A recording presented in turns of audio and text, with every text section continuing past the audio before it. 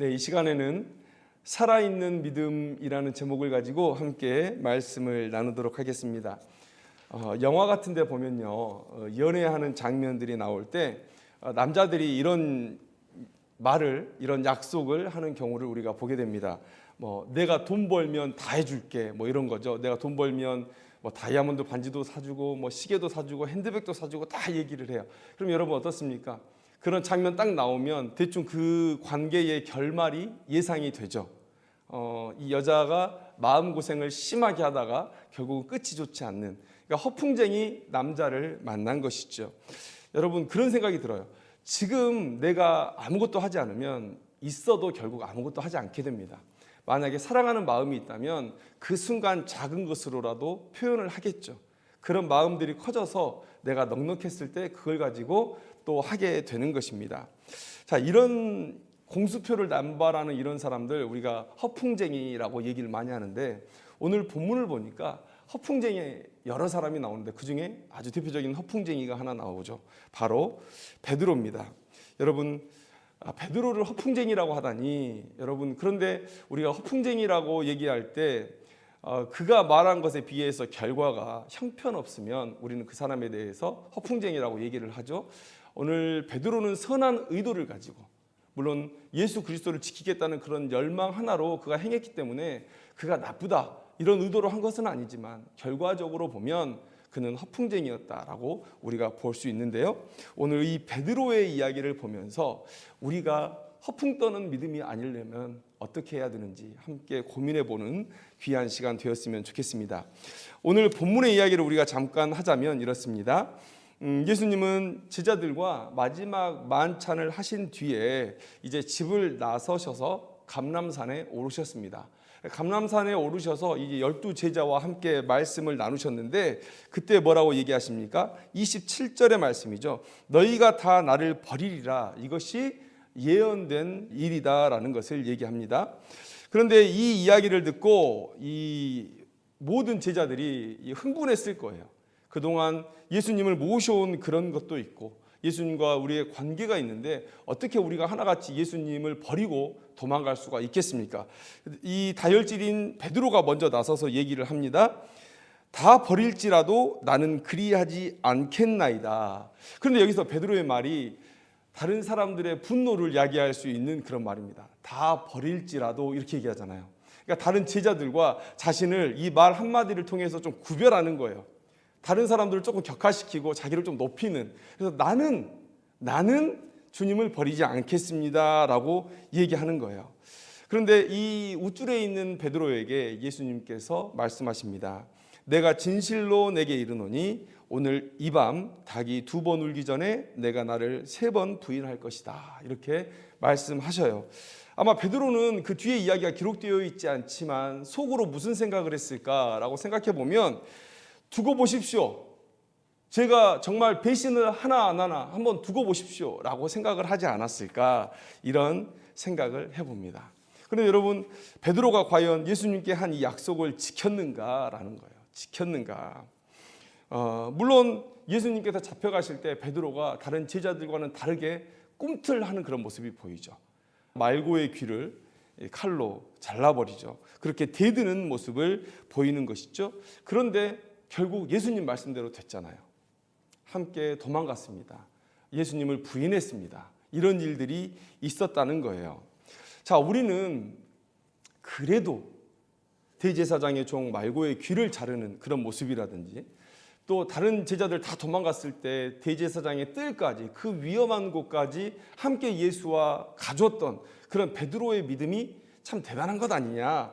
물론 그런 모습을 우리가 폄하할 수는 없죠. 그런 모습도 대단한 모습이지만, 그러나 베드로의 모습에 한번 실체에 더 깊이 한번 들어가 보자고요. 무슨 일이 있었는지. 자, 여러분, 이 일 전에 무슨 일이 있었느냐. 예수님이 지금 베드로와 야고보와 요한을 데리고 더 깊은 곳으로 들어가기 전에 12제자와 함께 감람산에 오셨습니다. 그리고 대화를 나누셨죠. 그 27절의 대화 속에서 우리는, 자, 이제 뭔 일이 벌어질 것이다 라는 느낌을 가질 수 있습니다. 제자들이 아마 다 가졌을 거예요. 예수님께서 계속해서 죽음과 부활에 대해서 말씀해 오셨고, 그리고 오늘 이런 말씀을 하셨을 때, 야, 이제 곧 무슨 일이 벌어지겠구나라는 생각을 하게 됐다는 것이죠. 그런데 그 중에 베드로와 야고보와 요한을 특별히 데리고 더 깊은 곳으로 들어가셨습니다. 기도하시기 위해서 들어가셨던 거예요. 그런데 그때 예수님은 평소와 다르게 어떤 모습이셨냐? 심히 놀라시며 슬퍼하셨다라고 기록하고 있습니다. 평소와 예수님의 얼굴이 전혀 다른 그런 모습. 그 힘든 상황에서도, 그런 당황스러운 상황에서도 평정심을 유지하셨던 그런 주님이 오늘 매우 특별한 모습, 다른 모습을 보여주고 있다라는 거예요. 그리고 그 세 명의 제자에게 특별히 부탁하십니다. 34절 말씀을 보면, 내 마음이 심히 고민하여 죽게 되었으니 너희는 여기 머물러 깨어있으라 라고 말씀하시는 거예요. 깨어있으라. 그런데 뒤에 깨어있으라는 말이 무슨 말이냐? 우리가 38절의 말씀을 보면 시험에 들지 않게 깨어있어 기도하라 이런 말씀이었다고 얘기해요. 그러니까 깨어있으라는 말은 기도하라라는 그런 말씀으로 보였다는 거예요. 나를 위해서 기도하고 또 너희들이 시험에 들지 않기 위해서 기도해라 이런 부탁을 하셨단 말이에요. 그런데 여러분, 베드로의 모습이 어떻습니까? 그 목숨을 버리기까지 각오했다는 그런 베드로는 예수님께서 이 시간, 이 밤에 나와 함께 기도함으로 깨어 있어 달라는 이 작은 요청조차 함께 해주지 못했어요. 여러분, 정말 피곤했을까? 그런데 정황상으로는 이 제자들이 피곤했다라는 생각을 하기 힘듭니다. 왜 그러냐면 예수님은 3년의 공생의 기간 동안 여러 지역을 돌아다니셨어요. 그런데 지금 오늘 이 있었던 일은 이미 며칠 전에 이 제자들과 함께 예루살렘에 입성해 있는 이후의 일입니다. 예루살렘에 이미 들어와 있었고 그들이 이동했던 길이라고는 그렇게 멀다고 볼 수가 없는 거예요. 그런데 이들이 이렇게 피곤했다? 여러분, 그리고 제자들이 전도여행을 마치고 돌아왔을 때, 피곤했을 때 예수님은 그들을 쉬게 하셨어요. 그러니까 예수님께서 되게 가혹하게 그들을 극한으로 몰아가신 것이 아니라 그들에게 쉼도 주시고 그런 그들의 체력을 안배해가면서 데리고 다녔다라는 것을 알 수가 있는 것이죠. 그런 여러 정황들을 우리가 봤을 때 과연 이 제자들이 정말 피곤해서 잘 수밖에 없는 그런 체력적인 한계에 부딪히고 있었느냐? 그건 아니라고 생각할 수가 있어요. 그리고 설령 그렇다 하더라도 예수님께서 똑같이 오셔서 3번이나 말씀하셨잖아요. 그 힘든 얼굴을 하시고 그 간절한 마음으로 제자들에게 나와 함께 기도함으로 깨어있어 줄 것을 요청했는데, 아니 내가 주를 위해 목숨을 버리겠습니다라고 얘기한 베드로라면 이런 정도의 사소한 그런 요청은 들어줘야 되지 않겠느냐라는 거예요. 그런데 계속 실패를 해요. 계속 실패를 해요. 마지막에 보면 이제는 자고 쉬라, 그만 되었다, 때가 왔도다 이렇게 말씀하신 이유가 뭡니까? 야, 나 너희들 포기했다 그런 얘기가 아니고요. 이제 잡으러 와버린 거예요. 기도할 때를 놓쳐버린 거예요. 그 시간이 될 때까지 베드로와 야고보와 요한, 특별히 주님 앞에 목숨을 걸겠다 맹세한 이 베드로는 계속 실패를 거듭하고 있었다. 여러분, 허풍은 뭡니까? 실제보다 지나치게 과장하여 믿음성이 없는 말이나 행동. 그러니까 지금 결론적으로 보면 지금 이 베드로는 허풍 떤게 되는 거예요. 실제로 한 게, 예수님께 보여드린 게 아무것도 없게 되었다는 것이죠. 물론 베드로의 의도가 악했다고 얘기하는 것은 아닙니다. 선한 의도였죠. 그러나 그 선한 의도로 결단한 것들이 아무것도 되어지는 게 없었다라는 거예요. 근데 얼마나 예수님의 뜻과 반대로 행했냐? 여러분, 대제사장의 종 말고의 귀를 잘라버렸죠. 그래서 섬김의 왕으로 오시고 인류를 위해 속죄의 제물로 오신 예수님의 그 목적에 반하는 행동을 하죠. 그래서 예수님께서 베드로를 책망하시는 그런 모습들을 볼 수가 있고요. 또 결국은 예수님의 말씀대로 닭이 2번 울기 전에 3번 부인하는 그런 일들을 하게 된다는 거예요. 안타깝지만 이 베드로는 허풍쟁이였다라는 거예요. 여러분, 우리의 믿음도 이렇게 공수표를 남발하는 그런 믿음이 아닌가라는 생각을 해봅니다. 뭔가 거창한 말들은 수도 없이 던지는데 그중에 실천되어지는 것은 별로 없는 그런 모습들이 아닌가. 여러분, 속이 비어있는 믿음이다. 속이 비어있는 믿음이다. 여러분, 밤을 이렇게 까잖아요. 그러면 알이 토실토실하게 차 있는 그런 밤도 있지만 열심히 깠는데 이 껍질밖에 남지 않은 그런 밤을 발견할 때가 있습니다. 여러분, 전혀 쓸모없는, 상품 가치가 전혀 없는 그런 밤. 우리의 믿음이 그런 믿음은 아닐까.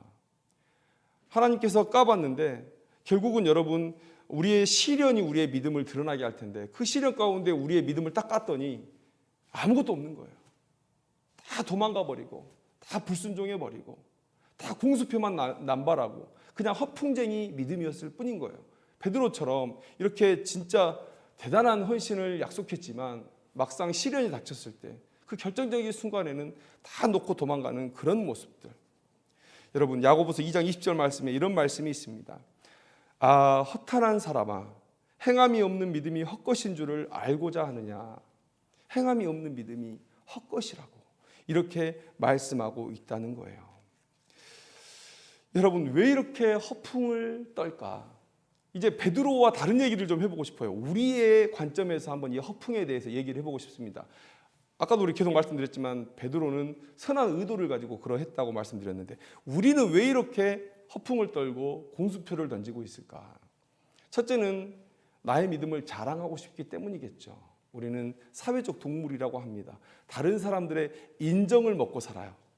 그래서 내 믿음이 크다라고 보여지면 그러면 함께 그 목적을 향해서 달려가는 사람들이 조금은 우러러봐주는 그런 게 있죠. 인기를 끄는 것이죠. 여러분, 이게 가장 첫 번째 목적이라고 생각이 되고요. 그 다음에 두 번째 얘기하고 싶은 게 바로 이겁니다. 하기 싫어서예요. 순종하기 싫어서. 여러분, 꿈을 크게 가져라 이런 말을 듣습니다. 좋은 조언이에요. 꿈을 크게 가져야 됩니다. 여러분, 사도 바울 얘기 한번 해보죠. 사도 바울은 정말 꿈을 크게 가진 사람입니다. 예수님의 말씀을 따라서 땅끝까지 복음을 전해야 되겠다라는 그런 조금은 허황될 수 있는, 아마 사람들이 들으면 야, 무슨 말도 안 되는 얘기를 하고 있어. 너 혼자 어떻게 땅끝까지 복음을 전해? 그냥 예수님께서 그런 목적을 제시하신 것이고 우리가 서로 나눠서 조금씩 하면 되는 거야. 아마 많은 사람들이 이렇게 생각했을 거예요. 야, 그 허황된 꿈이야. 그런데 사도 바울은 그 꿈을 가지고 평생을 쉬지 않고 달려갔습니다. 그래서 그가 넘어지지 않고 하늘의 상급을 쌓는 삶으로 인생의 끝까지 살아낼 수가 있었고 결국은 스페인까지 가서 땅끝까지 가서 복음을 전했다는 것을 역사가 증거해주고 있다는 거예요. 꿈을 크게 꾼다라는 것, 여러분, 사람의 가능성을 열어주는 어떤 좋은 일일 수 있습니다. 좋은 기능일 수 있어요. 그런데 또 어떤 상황에서는 우리가 그것을 허황된 꿈이라고 말하기도 하죠. 그 둘의 차이는 무엇일까요? 큰 꿈과 허황된 꿈의 차이는 무엇일까요? 지금 그 일을 위해서 뭘 하고 있느냐를 보면 됩니다. 예를 들어서 어떤 꿈을 꾸는 사람이 있어요. 큰 꿈을 꾸는 사람이 있는데 그 일을 위해서 부단히 노력한다면 우리는 그 사람에게 감히 허황된 꿈이라고 말하지 않아요. 그런데 꿈을 꾸는데 그것에 대해서 아무것도 하는 게 없어요. 현실적으로 조금씩 그 꿈에 다가간다는 증거들이 전혀 보이지 않는 거예요. 우리는 그런 사람을 보고 허황되다라고 얘기를 해요. 여러분, 바울은 왜 허황된 꿈이 아닐 수 있었습니까? 여러분, 바울은 땅끝까지 복음을 전하기 위해서 어떤 일을 했는지 여러분들이 한번 보시기 바랍니다. 그는 기도했습니다. 기도의 사람이었어요. 기도의 사람이었습니다. 그리고 자신이 가진 율법의 지식과 예수님께 배운 그 진리를 끊임없이 연구하면서 신학적인 완성을 향해서 나아갔던 사람이에요. 그리고 선교의 전략을 짰습니다. 여러분, 사도 바울이 했던 선교 전략 무엇입니까? 회당 중심의 선교였다. 회당 중심의 선교. 그리고 계속해서 서진하는, 예루살렘으로부터 계속 유럽 쪽으로 서진해 가는 그런 전도의 방향을 짜고 있었다라는 것이고요. 그 다음에 세운 교회를 지속적으로 점검해 줬어요.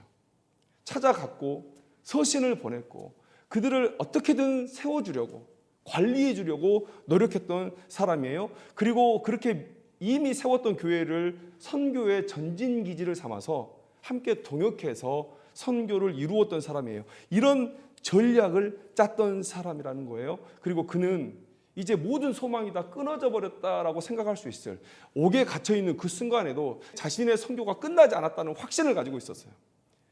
하나님께서 나를 땅끝까지 보내실 것이다. 그래서 옥중서신을 읽어보면 자기가 풀려날 것을 이미 예견하고 있어요. 내 사명이 끝나지 않았다. 여러분, 그래서 우리는 사도 바울에게 당신이 허황된 꿈을 꾸고 있습니다라고 말하지 않는 거예요. 큰 꿈을 가지고 있습니다라고 말하는 거예요. 그리고 우리가 그 꿈을 향해 나아가는 사도 바울을 보면서 기대하는 마음이 생기는 거예요. 사도 바울 주변에 있는 사람들이 그 꿈을 이루어가는 사도 바울을 보았기 때문에 다 함께 그 사역에 동역해 갈 수 있었다는 것이죠. 그런데 허황된 꿈을 꾸는 사람들은 무엇입니까? 그 일을 위해서 아무것도 하지 않아요. 나 이거 할 거야 라고 말은 하는데 그 일이 되어지는 증거가 그의 삶에 전혀 나타나지 않는 거예요. 이럴 때 우리는 그 사람을 허황되다라고 얘기합니다. 그리고 그런 사람들은 이런 말을 입에 달고 살아요. 뭡니까? 이 정도는 해야지 헌신이지, 이 정도는 해야 믿음이지, 그러면서 작은 일을 하지 않아요. 하기 싫으니까. 생색만 낼 거면 나는 시작도 안 해. 그러면서 작은 헌신, 작은 순종을 하는 사람들을 폄하하죠. 야, 교회에 쓰레기 줍고 있는 사람, 야, 너 다른 사람들한테 보이려고 그러는 거 아니야? 나 그래서 난 쓰레기 안 주워. 이런 거예요. 생색만 낼 거면 안 해. 나는 큰일 맡겨주면 할 거야. 근데 결국 무슨 얘기입니까? 나 아무것도 안 하겠다는 얘기예요. 나 하기 싫다는 얘기예요. 그냥 허풍만 떨다가. 여러분, 그가 만약에 진짜 큰 비전을 가지고 하나님 앞에 크게 쓰임받을 것을 준비한다면 여러분, 지금 그의 모습이 달라야 돼요.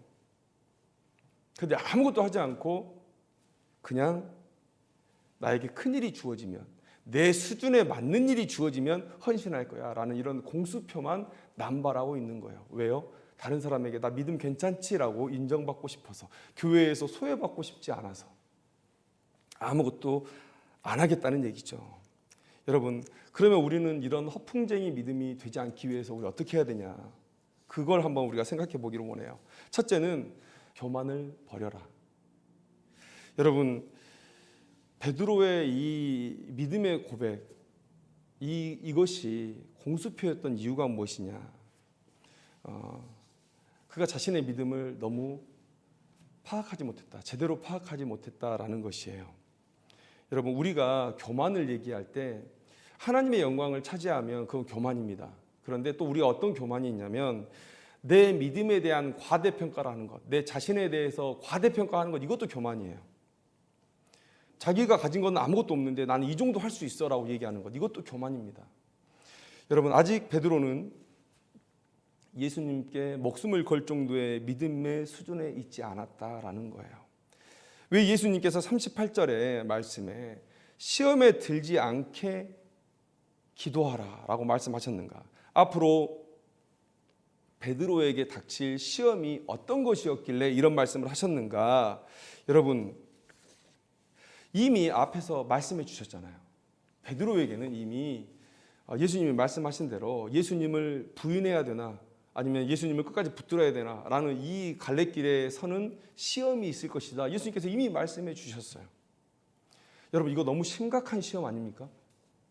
믿음의 사람에게 예수를 부인해야 되는 그런 상황이 닥칠 수 있다. 여러분, 얼마나 우리의 믿음을 준비해야 그런 목숨을 건 그런 결정에서 우리는 예수님을 붙들 수 있을까요? 여러분, 어떤 스승이 제자의 연약함, 또 제자가 앞으로 닥칠 시험을 예상하고 그들을 교훈하지 않을 수가 있겠는가? 여러분, 그래서 예수님께서 말씀하신 거예요. 오늘 깨어 기도하라는 건 여러분, 문자적으로 진짜 깨어 기도하라는 겁니다. 이거 비유적으로 아니면 어떤 영적 의미를 가지고 깨어 있어라 이런 의미가 아니라 진짜 자지 말고 기도하라는 얘기예요. 왜요? 더는 기도할 시간이 없을 것이기 때문에 그래요. 오늘 밤 예수님께서 잡혀가시기 때문에 그래요. 그리고 오늘 밤 베드로에게 시험이 닥칠 것이기 때문에 그래요. 그래서 자지 말라고 그랬어요. 그런데 누가복음에 베드로가 당할 시험에 대해서 더 자세하게 묘사해주고 있는데 누가복음 22장 31절 말씀에 이렇게 기록되어 있습니다. 시몬아 시몬아 보라 사탄이 너희를 밀가부르듯 하려고 요구하였으나, 사탄이 베드로를 조종하려는 그런 시험이 있을 거라고 말씀하고 있어요. 베드로가 앞으로 당할 시험은 사탄의 유혹의 시험이에요. 그리고 마가복음 9장 29절에 이런 말씀이 있습니다. 기도 외에 다른 것으로는 이런 종류가 나갈 수 없느니라. 이런 종류 뭡니까? 귀신들이요. 사탄의 하수인 귀신들. 여러분, 사탄 마귀의 괴계를 이기는 방법은 기도뿐이라. 여러분, 지금 예수님께서 베드로에게 얘기하시는 거예요. 너 앞으로 사단의 심각한 시험이 너에게 있을 건데 이건 기도로밖에 이길 수 있는 방법이 없다. 그런데 그게 바로 오늘이다. 내가 오늘 잡혀간다. 오늘 너에게 믿음의 시험이 있을 것이다. 그러니 기도로 깨어있고 준비해라 라는 거예요. 그런데 베드로는 다시 한번 넘어졌어요. 주는 그리스도시요 하나님의 아들이십니다라는 이 믿음의 고백, 이 고백 위에 지금 교회가 서 있습니다. 이 고백을 한 사람이 베드로예요. 그런데 이 베드로가 이 고백을 한 이후에 바로 사단에 잡혀가지고 예수님이 가시는 그 길을 붙잡죠. 항변합니다. 예수님 그 길 가시면 안 됩니다. 그래서 예수님께서 사탄아 물러가라라고 말씀하셨죠. 오늘 두 번째 베드로가 사탄의 그런 유혹에 빠져요. 시험에 빠져요. 믿음의 시험에서 넘어지게 됩니다. 여러분, 지금 베드로의 영적 상태가 이 정도예요. 그래서 예수님께서 그의 영적 상태를 알고 깨어 있어서 기도하라고 말씀하셨어요. 그런데 베드로는 잤습니다. 3번이나 찾아와서 일어나야 된다. 일어나서 너 기도해야 된다. 라고 말씀하셨는데 3번이나 잤어요. 왜요? 이 정도쯤이야 라고 생각했겠죠. 나는 주를 위해 죽을 각오가 돼 있어 라고 생각했겠죠. 그런데 정말 주를 위해서 자기의 목숨을 버렸습니까? 조금 꿈틀꿈틀하다가 결정적인 순간에는 예수님을 배신하고 도망가 버렸잖아요. 여러분, 베드로는 깨어있지도 기도하지도 않았습니다. 그리고 그렇게 넘어졌다는 거예요.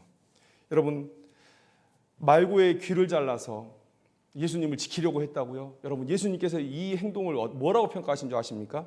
마태복음 26장 52절에서 54절 말씀에 내 칼을 도로 칼집에 꽂으라. 칼을 가지는 자는 다 칼로 망하느니라. 너는 내가 내 아버지께 구하여 지금 12군단 더 되는 천사를 보내시게 할 수 없는 줄로 아느냐? 내가 만일 그렇게 하면 이런 일이 있으리라 한 성경이 어떻게 이루어지겠느냐? 무슨 얘기입니까? 베드로의 말고의 길을 자르는 그 행위는 하나님의 뜻과 전혀 무관하고 오히려 하나님의 뜻과 반대로 가는 행동이었다라는 거예요. 베드로의 믿음이 이 정도 수준이에요. 나는 주를 지키겠다고 한 행동인데 전혀 주님의 뜻과 맞지 않는 행동을 하면서 자신의 믿음을 자위하고 있는 거죠. 이 정도 보이면 수제자의 자격이 있는 거 아니겠어? 예수를 지키는 거 아니겠어? 라는 이런 마음을 가는 것이죠. 하나님의 길을 막고 사탄의 길을 다시 가고 있는 그런 베드로의 모습이었다는 거예요. 여러분, 고난이 없을 때는 무슨 말을 못하겠습니까? 그 타이슨이 한 얘기라고 나와 있는 그런 얘기가 있어요. 누구나 그럴싸한 계획은 가지고 있다. 나에게 맞기 전까지는. 타이슨을 만나면 그 계획들이 다 안 된다는 걸 알게 되는 거죠. 너무 강적이니까. 이런 말을 이렇게 바꿔보고 싶어요. 누구나 그럴싸한 계획은 가지고 있습니다. 믿음의 시련을 만나기 전까지는. 내 믿음을 너무 과신하고 그리고 믿음에 대한 준비를 하지 않을 때 그리고 내게 닥치는 시련, 큰 시련 내게 오면 정말 나를 드러낼 만한 그런 시련이 오면 나는 멋지게 그 시련을 이겨낼 거야 라고 생각하는 사람들, 여러분 넘어진다라고 오늘 본문에서 우리에게 경고하고 있다는 거예요. 여러분, 공수표를 남발하고 나 정말 이렇게 대단한 믿음을 보일 거야 라고 얘기하시는 분들 자기를 한번 돌아보시기 바랍니다. 정말 내 믿음이 그 정도인가? 그런 교만을 버리고 오늘 예수님이 말씀하신 대로 깨어있어 기도하라. 이 겸손한 주님의 요청에 순종할 때 우리의 믿음이 자라간다라는 사실 여러분 기억해야 될 것입니다. 자, 두 번째, 허풍쟁이 신자가 되지 않기 위해서 작은 일부터 순종하라라는 거예요. 작은 일부터 순종하라. 베드로가 볼 때 예수님을 위해서 목숨을 버리는 일은 큰 순종이었다고 생각을 해요. 그런데 밤에 기도하는 일은 별것 아니었다. 왜 그렇습니까? 실제로 그는 기도하지 않았어요. 그런데 대제사장의 종의 귀는 자르잖아요. 자기가 생각했던 순종은 그거예요. 자기가 생각했던 예수님을 지키는 일은 그거였던 거예요. 자기가 생각했던 하나님의 뜻을 이 땅 가운데 성취하는 일은 그거였던 거예요. 그게 큰 순종이었던 거예요. 예수님께서 내게 요청하시는 이 기도하라는 이런 순종, 이건 작은 순종이었던 거예요. 여러분, 우리는 멋진 일을 하고 싶습니다. 그리고 그 멋짐에 따른 보상도 바라고 있습니다. 여러분, 사람들의 좋은 평판, 또 많은 사람들 위해서는 영적인 권위, 또 그에 따르는 넉넉한 보수, 화려한 삶, 여러분 이런 것들을 바랄지 모르겠어요. 그래서 우리는 주님의 명령이 내게 왔을 때 취사 선택을 해요. 뭘 버려야 될까? 뭘 취해야 될까? 이런 것들을 선택합니다. 그리고 자기 생각에 좀 더 낫다라고 생각하고 좀 더 화려하다고 생각하고 좀 더 보상이 따를 것 같다는 순종을 우리는 선택해서 하게 돼요. 여러분, 그런데 감히 말씀드리건대 이런 사람들은 십자가를 이해하지 못했다.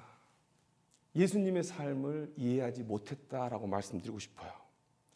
여러분, 인간의 모습으로 이 땅에 오신 예수님, 또 말 구유에 오셔서 가난한 가정에서 사시다가 죄인들에게 멸시와 천대를 받으시고 또 십자가에서 죽임을 당하신 예수님, 여러분 왜 예수님께서 이런 삶을 사셨을까? 여러분, 제가 누차 말씀드리지만 예수님은 이 땅에 오셔서 십자가로 그렇게 직행해서 죽으시고 부활하신 그 사역이 예수님의 사역이 다가 아니죠. 이 땅에서 적극적인 순종을 통해서 하나님께서 원하시는 신자의 삶이 무엇인지 모델로서 자신을 보여주기 위해서 이 땅에 오신 거예요. 자, 그러면 왜 예수님은 그런 삶을 사셨을까? 예수님이 사람들에게 영광스러운 삶이 어떤 건지 몰라서 그 길을 걸어가셨을까요? 아니죠. 예수님에게 정작 중요했던 것은 아버지의 뜻이 어디 있느냐예요. 내 아버지의 뜻이 어디 있느냐. 여러분, 바로 위에 36절의 말씀 한번 보시면 아빠 아버지여, 아버지께는 모든 것이 가능하오니 이 잔을 내게서 옮기시옵소서. 그러나 나의 원대로 마시옵고 아버지의 원대로 하옵소서.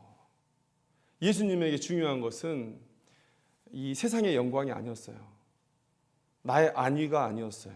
하나님의 뜻이 내 삶 가운데 성취되어지는 것, 여러분 이게 중요했다는 거예요. 그래서 예수님에 대한 평가가 이렇습니다. 하나님께서 내리신 예수님의 삶에 대한 평가, 빌립보서 2장 8절에서 9절 말씀에 사람의 모양으로 나타나사 자기를 낮추시고 죽기까지 복종하셨으니 곧 십자가에 죽으심이라. 이러므로 하나님이 그를 지극히 높여 모든 이름 위에 뛰어난 이름을 주사. 여러분, 이게 십자가의 삶이에요. 이게 십자가의 원리예요. 이게 예수님께서 우리에게 보여주신 삶이에요. 하나님의 뜻에 순종하면서 그것만 바라보고 나아갈 때 여러분, 하나님께서 우리를 영광되게 하신다. 여러분, 이게 십자가의 삶을 이해하는 그런 삶이라는 것이죠. 여러분, 왜 예수님이 인간 세상의 영광을 모르셨겠습니까? 예루살렘 성에 입성하실 때 자기를 왕으로 세우겠다는 수많은 사람들이 있을 때 백마 타고 군사 끌고 들어가서 왜 그렇게 영광스럽게 그 자리를 차지하지 못하세요? 여러분, 이유가 딱 하나예요. 그게 하나님의 뜻이 아니었어요. 그게 아버지의 뜻이 아니었단 말이에요. 그냥 아버지의 뜻에 순종하는 것. 여러분, 그게 자신에게 진정 영광되다는 사실을 아셨기 때문에 그 아버지의 뜻만을 두고 살아간 거예요. 여러분, 제가 지난주에도 말씀드렸지만 마태복음 6장 20절 말씀에 오직 너희를 위하여 보물을 하늘에 쌓아두라. 거기는 좀이나 동록이 해하지 못하며 도둑이 구멍을 뚫지도 못하고 도둑질도 못하느니라.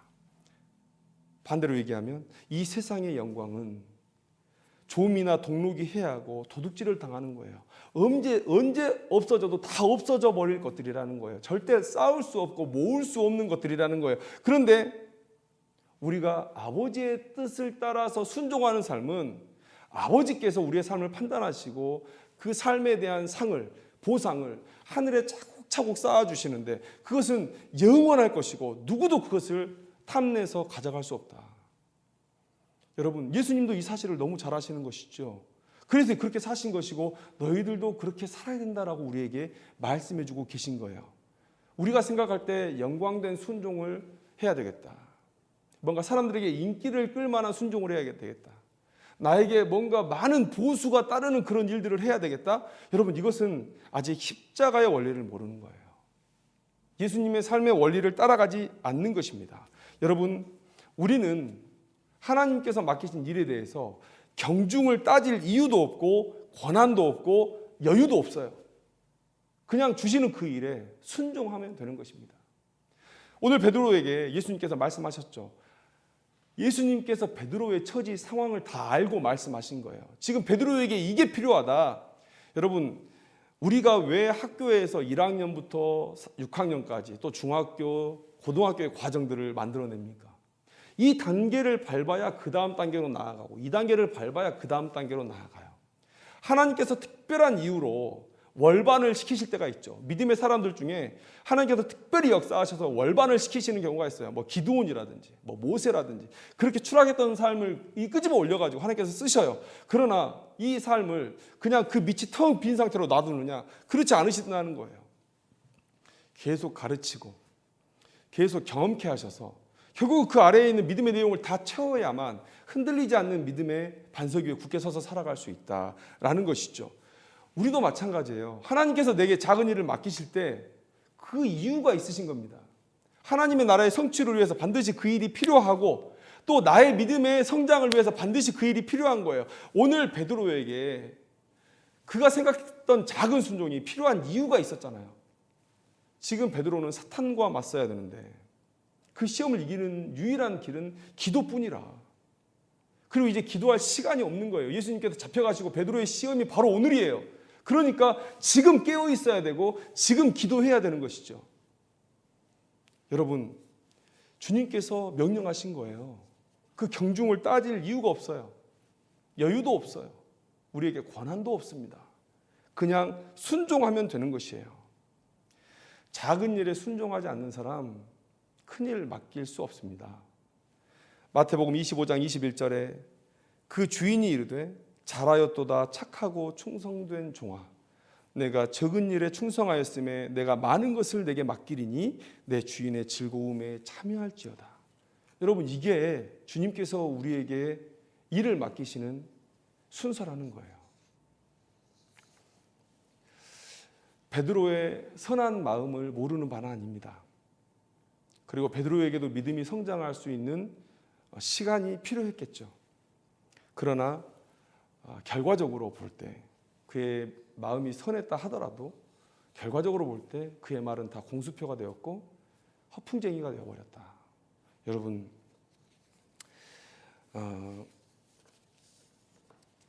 행하는 믿음이 살아있는 믿음이다라는 말씀을 드리고 싶습니다.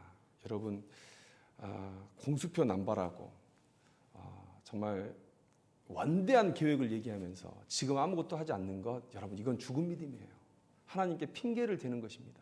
오늘 내 마음에 하나님의 작은 감동이 있다면 그것부터 시작하는 것이 우리의 믿음입니다.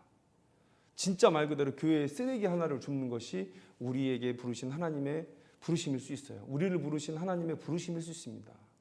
그것 하지 않는 자에게 큰일을 맡기실 수는 없는 것이죠. 여러분, 지금 우리의 마음 가운데 작은 일이라도 하나님께서 주신 감동이 있다면 여러분, 교회에서 또 삶의 자리에서 그것들을 실천해 내시기 바랍니다.